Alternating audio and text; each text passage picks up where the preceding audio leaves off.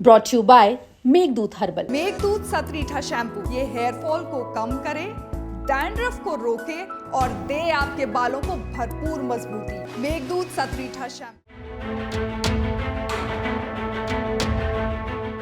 पति की मौत, उसके बाद बेटी की अकेले कई साल परवरिश और फिर उसी बेटी ने इस परवरिश का मां को जो सिला दिया उसने सबको दहला दिया। राजधानी लखनऊ में अपने आशिक के प्यार में पागल एक नाबालिग लड़की ने अपनी मां को मौत के घाट उतार दिया, लेकिन मरते मरते भी उसने अपनी मां को सिर्फ मौत ही नहीं दी, मां की इज्जत को भी सवालों के घेरे में लाने की कोशिश की। मामला लखनऊ के चिन्हट इलाके के सेमरा गांव का है, जहां एक महिला जिसके पति की कुछ वक्त पहले मौत हो गई थी, वो अपनी इकलौती बेटी को पूरी मेहनत और प्यार के साथ पाल रही थी, लेकिन शायद उन्हें अंदाजा नहीं था कि यही बेटी उनकी एक दिन मौत की वजह बन जाएगी। शनिवार और रविवार की दरमियानी रात 40 साल की इस महिला की गला रेत कर हत्या कर दी गई। इसके बाद उनकी बेटी ने अपने मामा को फोन मिलाकर कहा कि मां के साथ कुछ हो गया है। मामा भागते भागते बहन के घर पहुंचा तो पाया कि बहन के शरीर पर कपड़ों की हालत ठीक नहीं थी और उसका गला रेता जा चुका था। मामा ने पुलिस को तुरंत कॉल करके बुलाया। क्या मामला है और आप जो महिला की मौत हुई आप उनके कौन है? हमारी बहन थी और जो अपने प्रेमी के साथ मिलकर हमारी भांजी ने अपनी माँ को मार दिया। प्रेमी का क्या नाम है?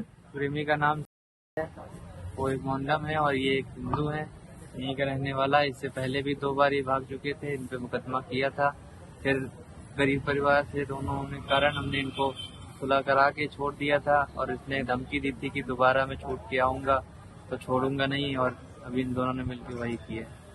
कैसे हत्या करी है, कैसे जानकारी मिली है? जानकारी मुझे लड़की ने 3 बजे रात को फोन किया, तो मैं जब गया हूँ देखा हूँ तो संदिग्ध हालत में बिना कपड़ों के और गला रेता हुआ अपनी बहन को पाया हूँ। उसी वक्त मैंने 112 फोन करके पुलिस को सूचना देकर बुलवाया। ठीक है, और आगे की क्या कार्रवाई हो रही, क्या है? आगे की बॉडी पोस्टमार्टम के लिए गई है और यहाँ पंचनामा करवा रहे हैं, बोल रहे हैं हो रहा है, और बोल रहे हैं कि शाम तक पंचनामा करा बॉडी देके इनको जेल में। और अभी तक कोई गिरफ्तारी हुई है, क्या हुआ? हाँ, दोनों लड़का और लड़की दोनों गिरफ्तार अंदर ही थाने के अंदर है। तो मृतका के भाई ने अपनी भांजी और उसके मुस्लिम प्रेमी पर ही हत्या के आरोप लगाए हैं। इस पूरी घटना को बेहद ही चालाकी से लड़की और उसके प्रेमी ने अंजाम दिया। लड़की ने पहले पुलिस को गुमराह करने की भी कोशिश की। उसने अपनी मां के एक पुरुष मित्र पर दुष्कर्म और हत्या का आरोप लगाया, लेकिन जब पुलिस ने गहराई से जांच की तो सब चौंक गए। पुलिस के अनुसार मां की हत्या के बाद बेटी और उसके प्रेमी ने मां के कपड़े उतार दिए और सीन को कुछ इस तरीके से सेट किया ताकि लगे कि कोई दूसरा व्यक्ति घर में घुसा और ये जघन्य वारदात की गई। आज दिनांक 18 मई 2025 को थाना क्षेत्र चिन्हट में उषा सिंह के हुई हत्या में, जिसमें पुलिस द्वारा 4 टीमों का गठन किया गया था।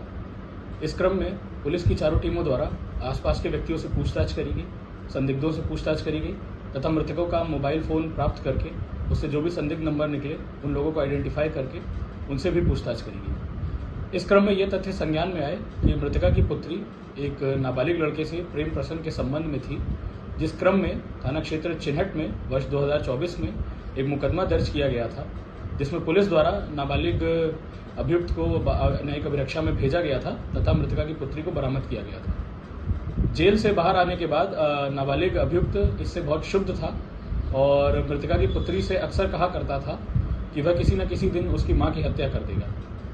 इसी क्रम में आज दिनांक 18 मई 2025 को लगभग सुबह 3 बजे नाबालिग बालकचारी मृतका के घर पर आता है और मृतका की पुत्री के साथ मिलकर पहले गला दबा कर हत्या करता है।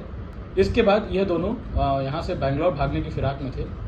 पुलिस द्वारा दोनों बालकचारियों को भी अभिरक्षा में ले लिया गया है तथा थाना चिन्हट द्वारा इस हत्याकांड का मात्र 3 घंटे में खुलासा करते हुए इस घटना का सफल अनावरण किया है। तो पुलिस और फॉरेंसिक की टीमें साक्ष्य जुटाकर घटना पर से पर्दा उठा चुकी हैं। साथ ही पुलिस ने नाबालिग लड़की और उसकी प्रेमी को भी हिरासत में ले लिया है।